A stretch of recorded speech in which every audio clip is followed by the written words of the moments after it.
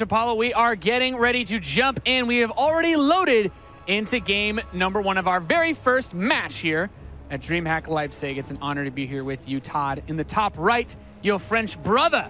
Representing Team Millennium, we have Dayshi. That hoodie, man. He's ready to try and hide under it. But Adepts will come looking. Probably brought forth by this man. Representing Team Dead Pixels, we have Majestic. I was just gonna say the hoodie was coming here from LA, man. I forgot what cold was like. It's been quite chilly in Germany this week. Yeah, I hadn't seen snow for some time. Let's just say that. Yeah, in Leipzig I got to see some. So I spoke a little bit with Dayshi. He told me that, well, I mean, no surprise here. For the most part, he likes to play very standard. So I think we can expect, you know, like command center into Cyclone, just try to play safe in general, try to see what he's up against and then defend it. He was telling me that he feels like he's going to be very exposed early on because obviously Adepts and War Prism and all that. But if he can make it to the later stages of the game, he was very confident, which is generally speaking how most Terran feels. That's TvP right now. Yeah. You know, you worry about the Protoss hitting you hard in the beginning of the game, and then once you get to that mid-late stage where you have a good number of Liberators, generally Terran takes control if they haven't received a huge amount of damage in the early phase. So very interested to see where he goes with this. Fast reactor, not even opening up with a Reaper. For the most part, your SCV is going to get in there. You'll see that the Protoss Nexus is roughly halfway done when you start your command center. So I think the only thing that was a little bit odder on this side is that he has chosen to scout so late, but him stating, as you brought up earlier, that he knows Majestic style, I guess maybe he feels comfortable doing this. He doesn't want to take that, you know, extra precaution. And I asked Dayshi what he thinks Majestic plays like or what he experienced on ladder, and he told me that usually it's either a Robo for a War Prism and something like either 4-gate Adepts, from which you can, you know, transition, take a third base and all that, or an 8-gate all-in with Adepts, or a Stargate into quick third, which is also a very popular build right now that a lot of Koreans have been using really well and showed us the way that PvT can be played. And in this case, it's going to be the Stargate going down, so maybe a quicker third here with this from Majestic. Yeah, and I like where Dayshi's put his SCV so that he can either get that follow-up scout once the Adept leaves Majestic's base or just to spot the third Nexus. So usually you want to keep that Adept on the high ground, but there wasn't a Reaper opening this game, so he doesn't have to worry about anything running past him. Of course, it can be tough to know that with the probe. Gonna look, he's going to find it. Yeah, good scout there. So he'll find this SCV. He can prevent the scout on the third base. Honestly, though, I don't think it's too surprising if once he sees that it's a Stargate opening, whenever the Oracle or whatever comes towards his base. One of the things I really like about Protoss players doing this is some Terran players try to go for that really quick aggression early versus robo play with something like a fast Liberator or whatnot to get behind the mineral line. And it can sometimes punish or actually straight up stop a War Prism if the Liberator runs into it. But opening up with this Phoenix play just sets you up to be super safe. And Dayshi's already thinking about that Adept play. You can see with the way he's building, starting to get a little bit of a wall here between his main and natural, just in case he wants to raise those depots and prevent Adepts from bouncing between his two bases. Yeah. Sadly for him, though, he's not going to face Adepts here early on. It's going to be the Stargate, which he now does scout. So I think Dayshi is probably already thinking about that potential for a quick third Nexus, which is actually about to go down here from Majestic. So Dayshi can already start thinking about, does he want to play aggressive against this, or does he want to go full economy, tech, and defense and get his own third base? I really don't think you can. I think that's the dilemma for a lot of Terran players in this matchup. Like this is one of those cases where if he had open Robo, the fast Cyclone is always good with the Starport. You can get the Liberator out. That's one of the best ways to deal with this. But against Phoenix, he's not going to bring a tremendous amount of aggression. You know, he doesn't want the Cyclone to get caught. I love going for these Widow Mines to try to prevent the Phoenix from coming in and poking too much, but the faster transition into stim out of this without getting his extra barracks, I think, is a good response, because you kind of wish you could get out on the map now since you know a Prism's not going to hit you that fast.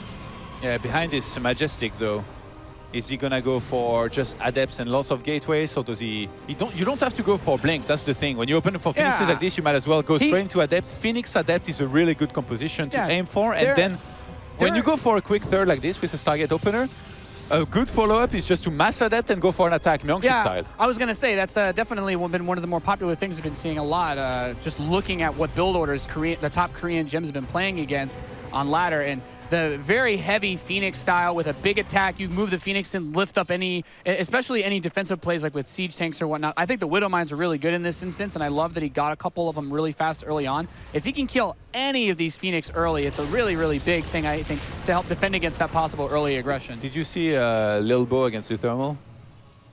Which tournament? I think it was Home Story Cup, where like he killed everything with Phoenixes, and then he flew like 25 Phoenixes into a couple Widow Mines, and they all blew up before the fight even began. You saw that? I didn't see it. So crazy. Now I wish I had. Yeah, like that was so crazy. So like now that you mentioned the Widow Mines against the Phoenixes, I just pictured that in my head. I was like, oh god. Yeah, I do think it's a good way to handle it. I mean, another one of the things I really like against those heavy adept styles, especially once you take that third base, is, you know, get the Donald Trump wall set up outside your third base. Don't let any illegal adept immigrants into your base. It's a very difficult position to play for, I think, because the mass adept style just does so well against how many Marines he's built in this army. As far as attacking, though, from what point do you think Dayshi might be comfortable to start moving out? When he's sure that Protoss won't be attacking themselves, which, to be honest, you're never really sure of? It's hard to be sure, because the very natural transition out of this 3-base setup is the War Prism. The War Prism is now out on the map. He knows there are Phoenix, so going for a drop is very difficult. If Dayshi wants to attack, he has to take a path by the ground, where it'll be more likely for him to be seen by an observer, or even possibly just an adept or these Phoenix. Double Robo behind this. Wow, so he's going to go up to 3 robotics facilities. He doesn't have a Robo Bay, does he? So it's probably, what do you think, Immortal Adept? That's pretty popular. You can go for Immortal Adept and add a bunch of Stalkers, but that's now a lot of Immortals to build. Since he went for the Phoenixes already, I think he can skip on the Stalkers there. So maybe Mass Immortal Adept. But usually when you do that, you want to get upgrades, or maybe it's for timing. And now they even get scans. Yeah, the double Robo was spotted. I don't know that there's something just like a magical thing that you see about that, though. Double Forge. Okay. So following it up with some upgrades, we see the War Prism does get picked off by the Widow Mine turret combination, but those adepts still get inside of the mineral line, trying to be as annoying as possible. Even the Phoenix coming in into the natural expansion, so just getting all up in his business right now. The Widow Mines trying to help clean these forces up, but some solid harass. 10 SCVs killed by Majestic, and those Robos, they're pumping away on those Immortals. Yeah, and now it's going to be 68 probes against 48 SCVs instead of 58, so a 20 worker lead now for Majestics, which triggers a move out here by Dayshi, who might be starting to feel like he's already falling a little bit behind here. And so he wants to make something happen here with this. Yeah, you take this kind of economic hit, the last thing you want to do as a Terran player is throw up 10 missile turrets to deal with the Phoenix that are flying around your base. He's out on the map, but with this many Immortals, with the adepts, they also have the attack speed upgrade. Getting one of the sentries is really nice, almost gets the second one so close, and might still be able to pick that off, but you know, trading away here slowly isn't doing too much for him, because right now, Majestics is trying to hold on and get up another level of tech. Oh, he already steams? Yeah. I feel like this kind of push is really strong when you have tanks as well with it. Yeah, I think we have been seeing a reasonable amount of players like TY especially, and Beyond been mixing them into the TvP matchup. But the Phoenix come in from the back, and that Marine count is so low and so easily chipped away by the Adepts if they go into a straight-up fight that you don't want to lose all your medevacs too, because you need to go to Liberators at some point. He's already building Liberators. If you lose all of your medevacs, you just go into this really awkward spot. Let's see. Dayshi may be thinking about dropping the main, but stays idle there. One of the medevacs will actually die. That's a big the rest loss of this army as well. Majestic's moving across the map. He thinks he's killed enough here to try and go and make a difference across the map, and he's got a lot, actually. The real question is, does he have a Prism out with his army? I don't think so. I don't? Yeah, so the lack of reinforcement is going to hurt. But this army, Dayshi starts to force this here? This army actually could still be enough. The thing is, he doesn't have to commit. He can just throw the Adept Shade forward. He sees this army. He sees where the Widow Mines are, and he can make the choice right now. He does have a powerful force, but without that War Prism, he's making it a little bit tricky for himself. So he cancels the Adept Shade. He's going to continue to push in. He still has to worry about, now the Liberators pop up to help defend, but he also heard about those Widow Mines. He doesn't want to go right in on top of them, since they do that bonus damage to shield units. I think Dayshi wants to play very aggressive here from there. He's already killed quite a bit, but now he might have overextended. These Immortals doing a lot of damage to this Bioforce here. It's funny to think, actually, there is no more counter here to these Liberators. He lost all of his Phoenixes. He's just about got Blink done now, but he doesn't actually have any Stalkers on the map, so losing the Phoenix earlier hurt him a bit too. Maybe? Yeah, they're not in very good shape. Let's just say that. It's a tough spot to say the least, but he's moving into Storm now, which will also help. Obviously, what a lot of Protoss players seem to like, since a lot of players are opening up with that Stargate play, is to make the transition slowly into Tempest. But I actually feel like this 4th base is pretty late for Majestic, considering that Dayshi's been able to stay on pace as far as that economy goes. Yeah. The Protoss generally, in the current meta for TvP, does expand a little bit faster. Whoa. They have a very powerful ground force, but Liberators on the map. This. So is Majestic. We could go into some sort of base trade here, especially with the War Prism now flying into the main here of Majestic, who's not particularly ready here for this. The Widow Mine was out of position. He's got to be careful with the positioning on that Warp Prism for sure. So he's going to do this big drop into the natural expansion, liberation zones between the main and the natural, dropping the bio, killing off some probes now, but there's the big push. Keep in mind that Mothership Core is with the army. He can recall as soon as he gets some damage done if he chooses to go home and try to defend. I believe he has Psionic Storm as well for those High Templar, so he doesn't need to use all of his abilities on this army. He can just try to clean up this base, go home, and if he can clean up this army, maybe he can put himself in a position to take this.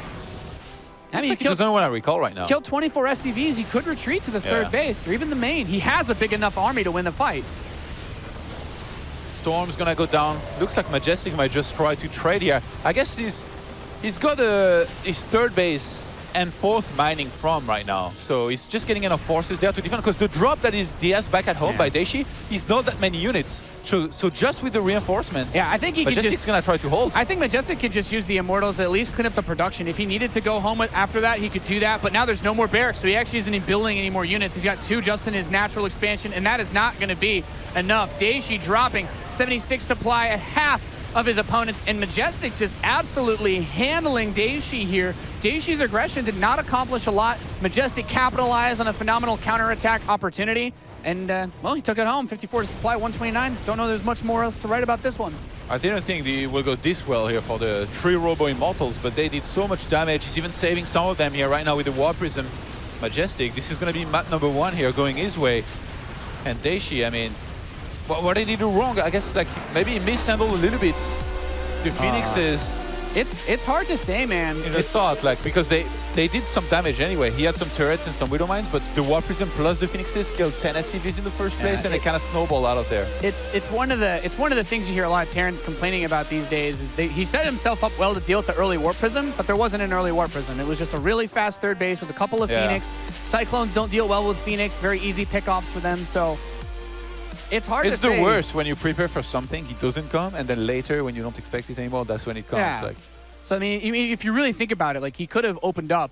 Like, the biggest, I think one of the worst builds against adept play is if you just open normal, like, Heart of the Swarm style with 3 barracks, get your engineering bay, go for upgrades, quick medevacs, like, that you'll usually die before you get stim if they go adepts, and that's why you open with the fast Cyclone, sometimes a tank. I always like to see tanks as a follow-up to the Cyclones. A lot of top Koreans do that these days. We see the start here of the base trade in which the supply was already massively favoring Majestic. Plays like this are nice, but Majestic already had this game in a really nice way just because the lack of the Liberator tech was there, because he lost all the medevacs earlier. He lost a lot of probes very quickly, I think, here, and he had lost already a whole bunch. So I think that's what encouraged him even more to stay here and make sure he finished the game right there. And it's always nice if you have the Mothership Core to be able to teleport back, because he has his 4th base done too. So I think even if he cleans up the main and the natural, by the time he gets to the 4th, then he can recall if he needs to. If Dayshi's army had been like 20 more supply on this side of the map, he would have had so much more firepower, and then he would have had a real chance to win, or maybe even force a draw by killing all the Nexus, all the probes, and then flying away with buildings. I don't like how Dayshi tried to move the Liberators out of his 3rd base when the big Immortal push came. Is the first thing that he did as soon as you think he should leave them there, right? I think he should have left them on the ramp where the high ground vision was necessary, scan to kill any observers, and then you force them to attack into liberation zones if they want to fight against you. You're a little bit of a liberator nut yourself, right? Like you really like these guys. I like Liberators. They're easily the best unit in the game right now as far as like Terran matchups go. Like, most Terran matchups are going to hinge on that, but I think what he tried to do is, because the Warp Prism wasn't there, so he wasn't sieging up anywhere. He was actually adding reinforcements, and I think that's why Majestic stepped forward. So the Liberators are behind him. Then you have to unsiege, pull back, retarget them, and by that time, he got Phoenix out and was able to mop the rest up. But let's see if he can bring things back. We're loaded into Dusk Towers for game number 2, down 0-1. We have the Frenchman representing Millennium. He is Dayshi.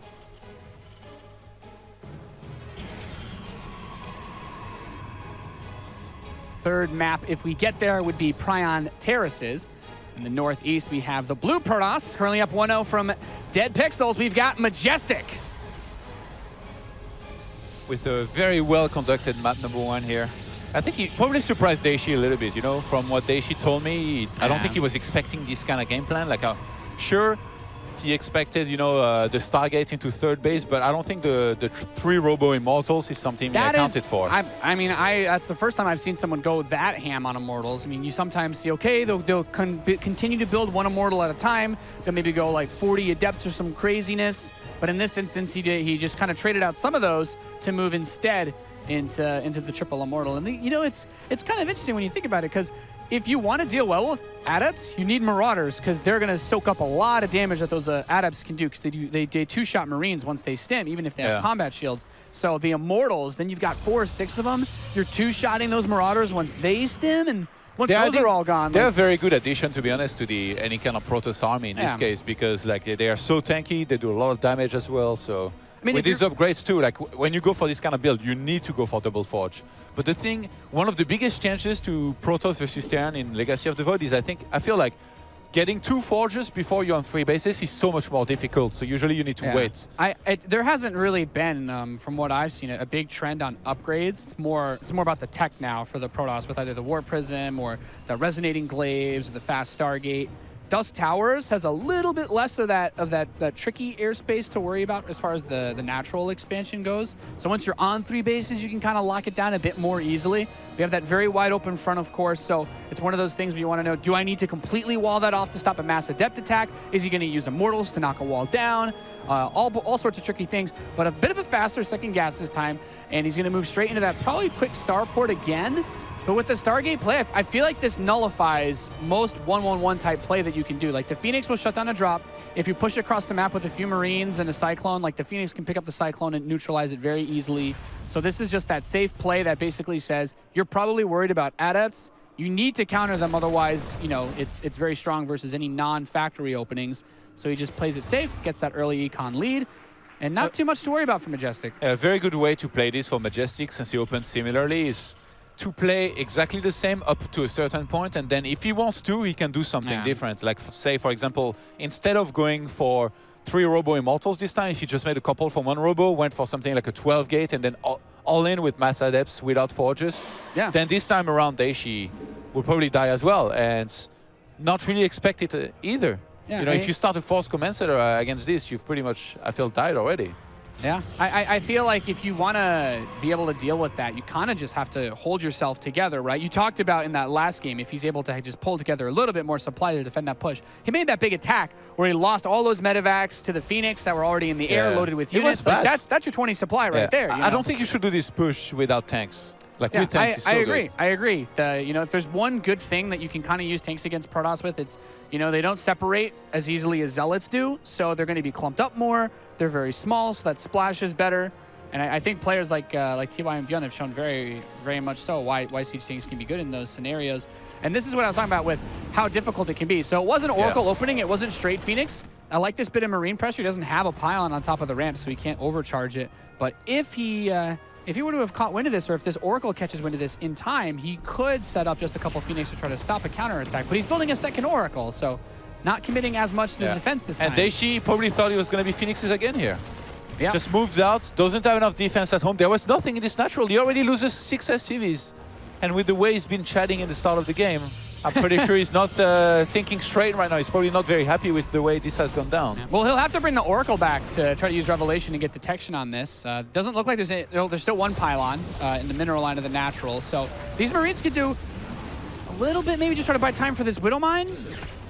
Oh, they doesn't kill the Mothership Core, so he's got his Marines that were outside the base too. So he's basically trying to find a spot where there's no pylons for him to try to apply pressure. This Phoenix might still be able to get the medevac even if it dies. No, barely doesn't get it. So Dayshi's actually getting a little bit of pressure on here, but can't push into where the pylons are. Oh, he actually took the Mothership Core out, so he baits out the energy from the Oracles. I do like this. He's trying to get a little bit of chaos going on the other side of the map. It's not bad to get a few kills like this, but no economic damage was achieved here. I don't think he got a single probe, so... I think he needs to just like distract him a little bit more than just move those Widow Mines. Did he kill the Widow Mine inside the main base is also really important. Yeah, he did, yeah. Okay, but so not the one in the natural yet, which hasn't moved.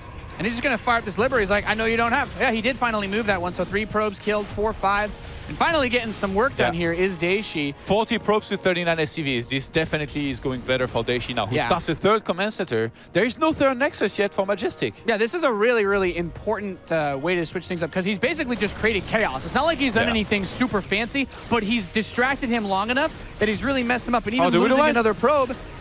Oh, it's reloading. He's going to shoot again here. It could hit the Mothership Core and kill the probes under it, or just kill a bunch more probes. 17 in total have died. One of the Oracles across the map fell as well. You know what time it is, right? 33 probes to 44 SCVs. It's time to drop down that 7 gates, that 7 Gs, and go for it. And what a tough spot. And I love this. He actually does get the siege tank as well to help lock things down. I love the siege tank defensively. The lack of the robotics facility really frustrating with that Widow Mine there, because losing the Oracles also means, well, you got to build another one if you want to get detection. Boom. That's just How many sloppy. kills does that Widow Mine have? Is that the Widow Mine commander? That's what I need to know. Does he have enough kills to be a commander Widow Mine? No, he's getting there. 10 is not bad. Soon. But I mean, behind this, Dayshi is just in such a great shape. 50 SCVs to 35 probes, still no third Nexus on the way. He's killed 24 probes here at the start of this game. No third Nexus is mind-boggling. Like, this is a highly unusual position for Dayshi to be in. Like, he can just take it slow, chill, without the Robo to worry about, without the Warp Prism to worry about. Whoa, is that just tanks with Medivacs? I don't know. Playing across the map? He's getting crazy. He's getting a little too fancy maybe with that.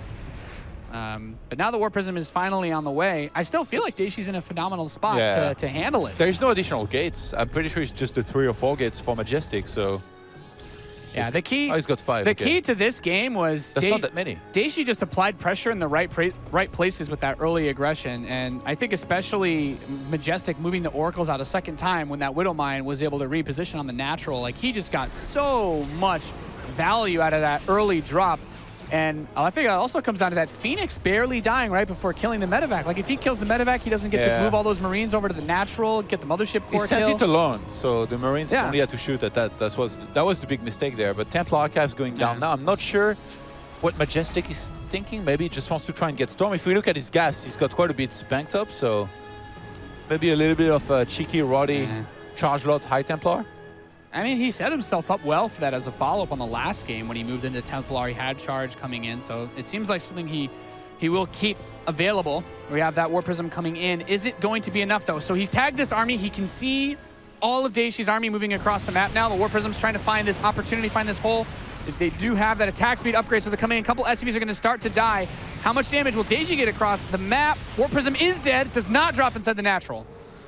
The Adept's getting killed. Yeah, okay, so he got rid of that. Yeah, Dayshi's just going to move in for the kill here. 68 army supply to 37. He's trying to use that stasis ward. If he steps you can only buy so much time. Yeah, well, you know only what? one Marauder I think it's really smart to keep one unit ahead of your army at all times when you're trying to push against someone who opens Stargate. Because the stasis ward, imagine if he locks down 20 of those Marines, maybe this game swings, but he doesn't have Storm. He's going to overcharge his pylons, but this army's just too big. He's going to focus on the third Nexus. Dayshi starting to clean this position up.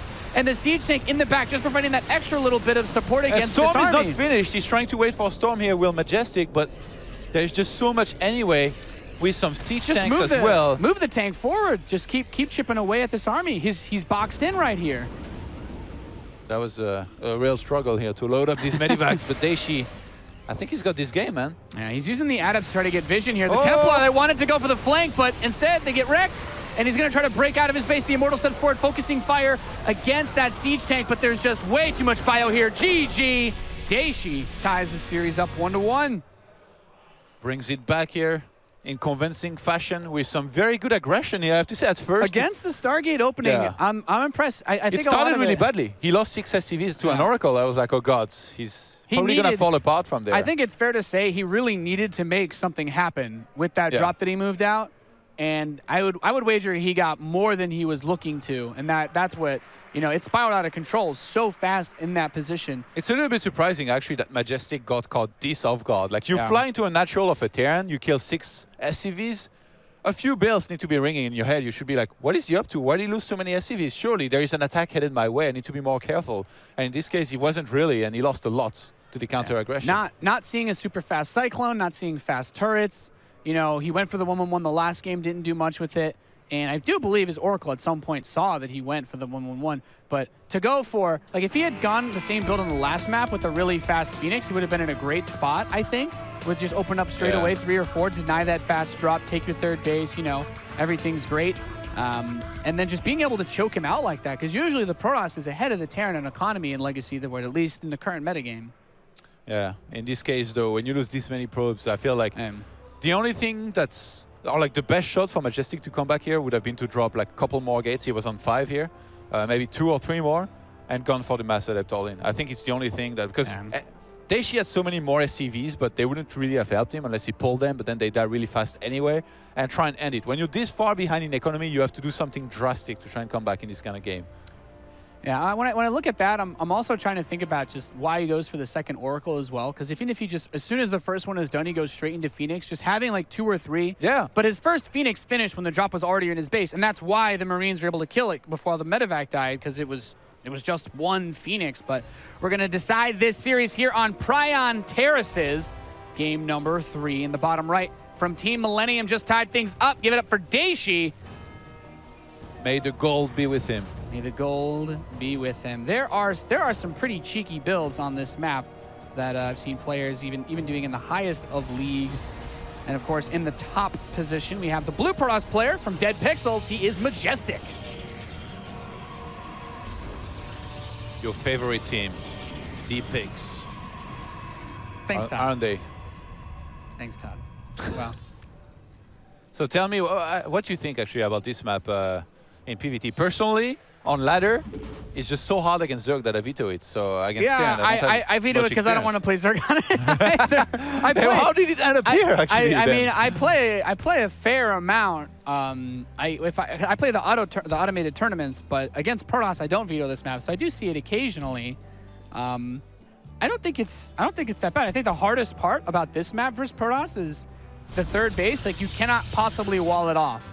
Right, it's out. Yeah. It's out there, man. You know, you're gonna need, I don't know, like, you know, 2 dozen supply depots to completely block your third off, and then they can still just warp prism into your main. So I would say this is a map that the earlier aggression definitely has a bigger play in, and it's weird, but I don't mind it too much. This is a very different map for like TvT. Yeah, and compared TvP. to Dust Towers, it feels like on this map, it's just like all over the place in terms of being able to fly from any direction with a warp prism. If you've got a 2-base aggressive build, this is a good map to do it on. And there is so much airspace for a prism to hit you early on, or oracles, or what have you. So I don't think that Majestic needs to do anything super crazy. I think that this map, just the setup of it, from the position you can get with warp prisms, and especially adepts on the third, make it a lot easier to harass the Terran on that later stage, but it's still not too hard to lock yourself down on 2 bases as the Terran. So super fast aggression, maybe not. He's opening up with the Stargate again, though, so I do like this. Yeah, Majestic, he really seems to like that Stargate here versus Terran. Is it going to be Phoenixes or Oracle, though, this time? I think with how hard it is to take a third base, like against the possible early pressure Protoss can do, like he should just play. Like I would like to see him just play with that really fast Phoenix again and just get the third base, because that's your gold. Then you ramp that up to a dozen gateways, and suddenly you've got you've got money. All if around you have a much earlier goal than your opponent as well, like the kick in your economy is going to come early enough to be really good. But now this Adept is going to be caught out of position. He's probably going to die here if Dayshi, he kind of gives up. Good bit of counter pressure not to let himself be the one that gets poked there, of course, as the Adept does have less range than the Marine, so you can't really kite with them unless you've got 2, I'd say, because then you can start one-shotting those Marines and picking them off quite fast. But the Hellion follow-up from Dayshi suggests he wants to keep maybe the Marines at home, or do like a Marine drop with the Hellion run by. He moved the Widowmine. Yeah, but he is going straight Phoenix, so I don't feel that this drop is going to have too much success if an Adept's Shade Scout is able to pick up on it. So he can just run by. He's like, oh, I see your natural is actually super late. You're going to reactor on your barracks, so you probably have a little bit of extra gas for factory. Seeing the Hellions will tell you something. So he should have some inkling that the Terran player is doing paying something. attention, though. If that Widowmine burrows, he doesn't have any detection, so the pickup's going to have to be on point. Yeah, I mean, actually, in the Medivac, is the Widowmine first to unload? Yeah, it is. Yeah. So I do think a lot of it comes down to the positioning of his forces. He does have 2 pylons here, but that other Phoenix he's going to burrow on time. Yep, so he's able to burrow. Really, really important. He can send 1 probe to try to tank that shot, so Widowmine doesn't get too much here. And the Phoenix should be able to get rid of that medevac. And look at this double robotics facility to follow this up. He's like, I need detection, but I also want Immortals. Actually, that might be a mistake. Maybe he thought he didn't have Robo yet and made another one. Oh, wow, the Hellions actually getting that run by is so sick at the same time because the Mothership Core went inside of the main base. This is a phenomenal, this early pressure from Dayshi has been working out so well for him. It seems like Majestic is just kind of falling all over himself trying to handle this right now. The early aggression from the Terran has been working really well. Behind this, we have Cyclone production that began here. Did he cancel one of the Robo? Or did they both finish at the same time? Because he had 2 in production. He canceled one of the Robos. Okay. Yeah, that was a mistake. He's like, well, if I lose 12 probes, I certainly can't afford to build off 2 anyway. Yeah. Twilight now starts, and this Widowmine, much like in the previous game, is just going to be able to stay out there here for now and keep on doing more damage. He has an observer out on the map now, I believe. So he should be able to deal with this. Sends one probe to tank this shot. As the observer does finally show up, he can overcharge the pylon to finish it off. But look at this. The Liberators Phoenix is out of position. They're across the map, no? You can't be everywhere at once, mate. And now the Phoenix are going to have to come all the way back. This is what we were talking about. There is so much room out on the map, so much airspace. You can just go around and hope to get lucky. And here, this is what happens. Dayshi gets lucky. Phoenix is out across the map. He's playing chicken with his Liberator. I mean, he does get 4 probes. Those last 2 probe kills really important. Gets a 5th probe. Okay, I was going to say, if you had only gotten the 2 original ones, you know, a Liberator is 150 minerals and 150 gas. Like, not exactly worth there. But 5, getting 5 probes and pulling the Phoenix back after all the damage you've already caused, like, you know, he's able to get a little bit of momentum. And it's also important to consider, once again, like the last map on Dust Towers, no third base, Todd. Even economy for the Terran versus Protoss, and that's always a good spot to be in. Absolutely. With that 3rd CC on the way here, Dayshi's going to aim at taking the gold base, sends 2 Hellions across the map to try and see if there is one of the gold bases taken by Majestic, but he sees that it's not the case. Yeah. Dayshi must be feeling very confident right now. If you are a Terran who's got a 3rd command center finishing, and you haven't lost all your workers to Adepts, Majestic's going to keep it real. 4 more gates going down. He's going to do what I said he might do last game here, I think, and play very aggressive. With a lot of Adepts, he's going to have resonating glaives working for him. This is just one of those scenarios where, as Dayshi, all you need to do is identify that this is happening and very, very slowly and patiently take that 3rd. Like, he does not need to rush that base down there because that is the only thing that is going to make him vulnerable to a massive shade attack. He has a wall for his natural. If he raises, you know, if he shuts the door on those Invader Adepts coming in, all he needs to do is just keep the Warp Prism out. Of course, the Phoenix doing a great job showing how they can be very effective against the Cyclone in that instance, but taking that 3rd base is going to expose himself way too much at this point. Dayshi just needs to make a lot of units here, basically, to hold the attack that's going to be thrown his way. It really feels right now like Majestic has no intention whatsoever to go for any kind of 3rd base, and now the War Prism is going to fly in an area where Dayshi cannot really see, but he suspects it, so he's going to check it. Actually, he was just looking to snipe that Observer, and he's going to luckily find this cheeky warp in here inside of his base. There's quite a few Adepts inside of his what is base he doing now. Did he not see it? He's trying to move that 3rd base. I don't know if he noticed it. What? That's... Surely he saw it. Or maybe he thought he's the Phoenix. He only saw like the minimap. He's like, I'll bait you by killing all my SCVs and then move them to the gold. I don't know. Or he was waiting for those Widow Mines, but they're going to die real fast to these Adepts. And he's got so many Adepts inside of his base. These Marines don't even have combat shields. It's just going to be insta pickoffs for these Adepts. He gets one Liberation Zone down, but the Phoenix show up, cleaning house. SCVs are going to get pulled off the line here to try to help deal with these Adepts. And that might give him the buffer that he needs, but at what cost, Todd? 14 SCVs already dead. Yeah, so many of them are going to fall as well. And keep in mind, behind this Majestic can just keep on reinforcing with the 7 gateways that he's got in the War Prism, even though he's not doing it right now. Shades being used a little bit uselessly here. He's going to go forward here with those finally, and Dayshi has to pick up. He's already lost so much. Majestic here might be able to do it. I mean, he saw the War Prism and didn't make a play on it. I don't know what happened. Maybe he was distracted by something else with trying to take that 3rd base, but Majestic sees the opportunity. As you said it, he just threw down the YOLO gates and he was able to make it happen. I feel like Dayshi is just taking some really critical damage here. Even with a 3rd orbital command, he has to get these units out of his base. They're right on top of his production. Every Marine that steps out immediately dies. Dayshi is going to have a tough time here. Holding this finally brings some extra Marines, but he's already lost too many SCVs for him to be able to pull any There's more than that. There's a Warp Prism on top of your barracks. Guess which one builds units faster? GG! Majestic takes the 2-1 in our first match here at DreamHack Leipzig. A phenomenal series. Good decision-making in the clutch at that end point, because that game unraveled so fast on Dust Towers for him, but he recovered much more smoothly in this 3rd game. I'm really surprised you didn't identify here that this was coming. Like, after all the damage that you do, you always should wonder to yourself, like, have I done enough damage for him to say, well, screw it, I'm just going to go for an attack and try and finish him? I mean, speaking of identifying, he literally saw the Warp Prism in his base building Adepts. He sent an SCV to build a turret and it died, so... He missed it somehow, I don't know how. That's a tough thing to miss. That is a game-losing thing to miss. So really really good play there by Majestic to be able to take that. And we talked about these guys coming in, the players maybe not as known as some of the other Europeans, but he did it. And we get to see, as good as that Cyclone can be for picking off warp prisms, the Phoenix are also really he good lost at that grabbing actually this. very carelessly. Like when you send a Cyclone like this to chase on Phoenixes, clearly they're going to turn around, pick you up and kill you. And SCVs were pulled a little bit too far. And the position here wasn't even that good. Some of the units of Dayshi were blocked behind his barracks. Yep. And at this point, you always want to try to get those Marauders. Combat Shield finished as a lot of his Marines had already died as well. Yeah. And the other thing is, you'd never want your Marauders to be behind the Marines. Even if the Marines have less range, like putting the Marauders in front, most Protoss players are going to have a more difficult time focus firing down the Marines over the Marauders. And those Marauders can soak up dozens of hits from adepts, whereas Marines die in 2 shots. So the army positioning is really critical. You've earned the winning rights for now, but justice will be restored later in the tournament, I'm sure. As much as I might like to whine, he saw the Warp Prism, and the Phoenix weren't. He could have killed it. So I can't really. I'm so proud of you, James. I can't really complain. That you can be unbiased. I can't really complain. Let's head over to Smic City and hear from the winner himself. Yes, we are here in Smic City with Majestic, who just sauntered over here after his win. But actually, Majestic, you looked very stressed out when you sat down. You had a huge sigh of relief almost. So why is that? Did you feel nervous during those games? Yeah, I always feel nervous when I am playing a tournament like DreamHack, but this time I was really bad. I don't know, but finally it works.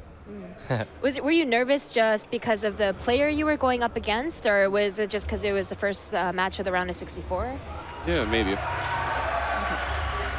We can ask a little bit about the games, because I think it was a very awesome series to start the day off with. At least for us as neutral spectators, maybe as a player, you experienced it very different. But in the first game, I think it was a relatively even game. Like, I think your Phoenixes did well. But when you defended the first attack and you chased the 2 medevacs, was that the moment where you felt like, hey, I've got all these immortals, let's just counterattack? Yeah, I know he did an attack that have no sense, and I just thought, why not? I am going to attack. Yeah.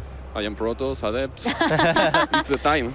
He did try to counterattack to pull the game back. Yeah. Was there any moment where you were a tiny bit worried when you saw those units in your main base, or you're like, nah, I'll stabilize? No. No? So I wasn't worried. So after game 1, we saw at the beginning of game 2, we saw that Dayshi had a few comments about David Kim and wondering how he fares in his TvP. So when you saw that, did you feel like you were a little bit in Dayshi's head at all? Yeah, I think Dayshi is mad because he always lost to me playing ladder. Oh, okay. And just, yeah, it's David. No, he played really bad. So you guys have practiced against each other on ladder a fair amount, Yeah. you're saying. And do you usually win? Yeah. Oh, wow. But I think in the start of game 2 and game 3, when Dayshi really brought a different playstyle to the table, you were struggling with it a little bit, right? Like, there were mines and there were liberators. Like, what do you think went wrong for you personally? Because I know that you can, you can lose a couple pros, but you lost too many in the second game. Yeah, you lost 21 probes, yeah. Where do you think it went wrong? First, because I made Oracle and now Phoenix, and I didn't micro and didn't multitask because I was like, I can't. No, wasn't really good for me. So just too nervous to actually do what you know is right? Nervous, cold. I didn't play good. I know, but finally win. And in the last game, like I already asked you this off the camera, but obviously I want to ask you on camera as well. The early game, again, it didn't go perfect. You lost quite a few probes to the Hellions, 2 Widow Mines. Was it your plan all along to drop 8 gates and just go for it? Or was this something you did because of the way the early game played out? Yeah, my plan was play the third game, like the first. Just make 3 Robo, Immortals, and go macro game. But when I lost the probes, I thought, this is bad, I am playing really bad, I am just going to make Adepts, and thanks, David. And then luckily it worked out. And Rotterdam, you were making a point that it seemed that Dayshi should have noticed the Adepts that were warping in his base, but it seemed that maybe he was multitasking and he was focused on someplace else. So it seemed like Dayshi actually had an opportunity there. So as you were, I guess, executing the all-in, did you get nervous? Yeah, I just pressed 1A and the units did the work. I didn't micro anything because I was so nervous, and yeah. Well, unfortunately enough, it seemed to work out, and I'm sure that many people out there that are watching, especially Protoss players, are taking notes, just to 1A. Yeah. I mean, the last game, like I do think that's something worth watching again. And I was looking at Nate's face, and I couldn't really hear what Nate was saying, but I just saw his face go blank. It's like, Dayshi, like, why aren't you going? Because you dropped 4 adepts and you wiped in like 7 adepts extra. But on that moment, Dayshi still had, 2 medevacs with enough bio units. If he pulls a couple SCVs and he stims forward, I think it becomes very tricky. But if 11 adepts become 16, 18 adepts, like, that's a whole different ballgame. Yeah, snipe the War Prism and GG. Yeah. Well, let's talk about your group in general. You're fortunately able to win your first match against Dayshi 2-1. And in the rest of your group, we have Mana and Vincent. Of course, Mana is someone we know very well, very strong player. So how do you feel about the rest of the players in your group? I think if I play my best, I will win Mana and Dayshi because I am playing really good lately. And it's an opportunity to sign. Yeah, and I know that initially a lot of players, at least for myself, the first time that I saw you was at DreamHack Valencia a few years ago, and we've seen you at DreamHack since. Unfortunately, you haven't been able to produce like the best results yet, but obviously you've said that you're doing really well lately, you've had good practice. So in terms of that, do you feel pretty confident headed into the rest of this tournament? Maybe. I'm not feeling really good playing here, but I think it's a good opportunity because I'm training really hard, and I am good. Why not? Fair enough. Maybe like one last question, like a lot of European pros who have played against you on ladder, like they know that Majestic is good, you've been good for a long time. But if you're a casual Stalker fan, you watch the tournament here and there, they may have seen your name, but they don't really know how good you are. I think this year, this WCS format is a unique opportunity for you to have like a lot of deep runs. If you look at this player field, do you say to yourself like, I can make top 8 here or even further? Like, what is the realistic goal for you here? Round of 8. Round of 8? Okay. Yeah, I can see it happen. I mean, I've played against you. I know he's good. I mean, that's my problem. I play against a lot of them, and they all feel really good to me. But Yeah. I definitely know that he's good, and I wish you best of luck this tournament. Yeah, Thanks. best of luck, Majestic. Of course, guys, we will be back pretty soon with after a short commercial, but we'll be back with the winners match of one of the other groups in the round of 64. So don't go anywhere.